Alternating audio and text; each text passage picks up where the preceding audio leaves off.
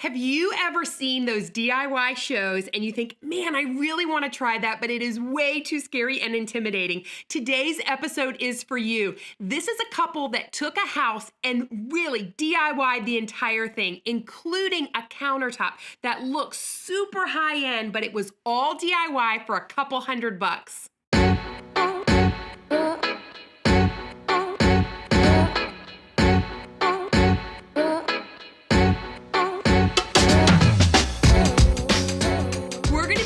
Today by my brother and sister-in-law, Noah and Louisa. They live in Fredericksburg, Virginia, and they have been doing projects on this new house, and I'm excited to share them with you.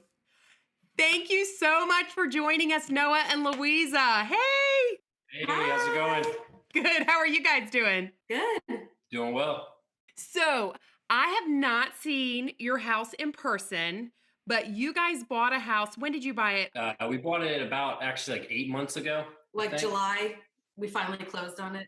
And tell me a little bit about what it looked like when you guys bought your house. So it was pretty rough. It was a foreclosure. Okay. It was pretty rough. It sat on the market for a long, long time. And everything about the house was weird and was odd. And we just learned from our neighbor that they had chickens living inside. Oh, inside. Yeah. Okay. So we got a good deal on it. Okay. So tell me what you guys did. Brought it down to the bare bones? Yeah, so we stripped everything out, drywall completely there, because we wanted to do stuff like electrical, change that. It's an older house that didn't have some of those things that we wanted. Placed some studs actually in the wall, and then started building back up from there. Nice, nice. So I have heard quite a bit from other family members, Mom, that these countertops, everybody keeps talking about the countertops. So tell me about these countertops. Yeah, so when I started researching, obviously we had a budget that we wanted to hit for the kitchen. Okay. And so what we did was, and since we ended up doing a whole lot more work, I just started to research what people are doing. You know, granite, solid surface, all those things are amazing, but you can end up paying for that. So I just started to look for alternatives, and we were about to choose a laminate, and I was going to do that myself. But then I came across this website, Stone Coat Countertops. Yeah, Stone Coat, yeah. Yeah, and they were just like, I called them up. The reviews were really good. They were really helpful, and it seemed like one of those things that was just a little bit too easy. Like I was like, there's just no way. Like something's off here.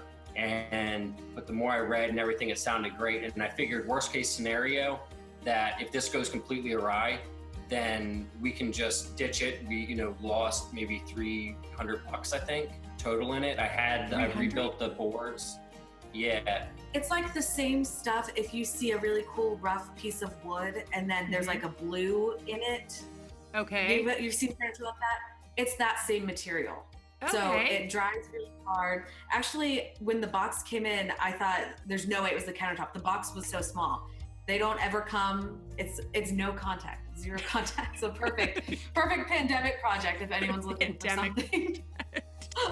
And so, how do you feel like it's holding up? Like with the kids and everything, and with life, do you feel like it's holding up well?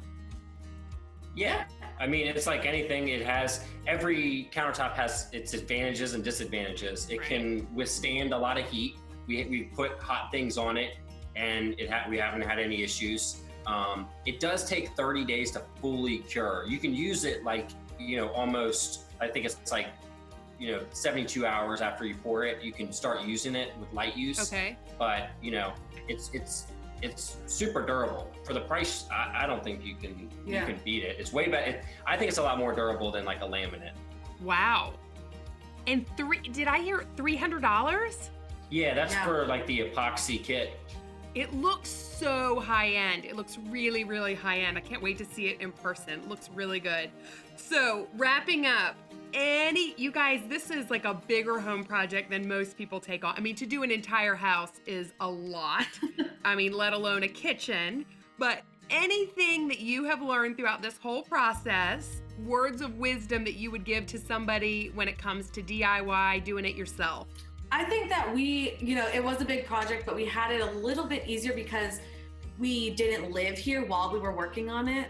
So I think if you're working in a space that you're also living in, I think taking the time to really plan things out, that would be the biggest tip. Like, especially this, if you wanted to do this exact project, like pour countertops, it would be very difficult probably to do it while you're also living there. So have an alternative. Maybe you could get like a hot pot and like a mini fridge and make a different room your kitchen for a little while, because it's really, you can't really like be around it for, you know, like you said, 72 hours. So okay. Yeah, and we wanted to make something that was fun and interesting. Like, I feel like sometimes, you know, people, they worry too much what the end result's going to be. Like, they're not just, you know, even if it's like a wall color, they're so worried about the end result. They don't just say, hey, you know, what's the risk? You know, it's minimal. And that's how we just viewed every single project in the house, is we're going to just kind of try to have fun. And if it doesn't work out, then we'll laugh about it. Yeah. And if it works out great, then we look like geniuses. And, you know, no one has to know your failures. We made a lot of mistakes, but it still looks great, you know? It really, it looks really, really high. I mean, the tile, backsplash, the countertops, everything, it looks very, very professionally done. So I love that, though. The bottom line, have fun. I mean, that's what home projects, like you said, are all about. Like, you know, having fun, experimenting, and making it look high end for a little bit cheaper. So. Right. I think especially now too, like, we worked so hard on it to make it exactly what we wanted, not knowing that we'd be stuck in here for 8 weeks. But I think that's another thing. Like, make sure if you're doing a home project, like, unless if you're going to sell your house right away, like if you're really going to live there for a while, like, make it what you want, you know? Yeah. Especially now, as the walls are literally caving in on all of us.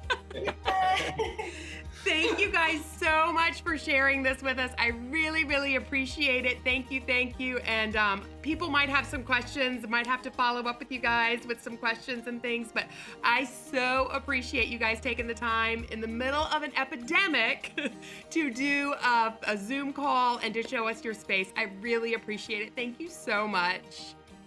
Yeah. Thank you. Thanks. Bye. Bye. Thank you so much, Noah and Louisa, for sharing your space with us. I love it. I think we're gonna have to do some future episodes and see a little bit more of this house and what you guys have been tackling. Don't forget to subscribe, to like, to follow along so that you can catch these episodes and see what we're up to. Please send us in your videos, send things in that you're doing, because I love to see them and I wanna share them with everybody. Y'all take care.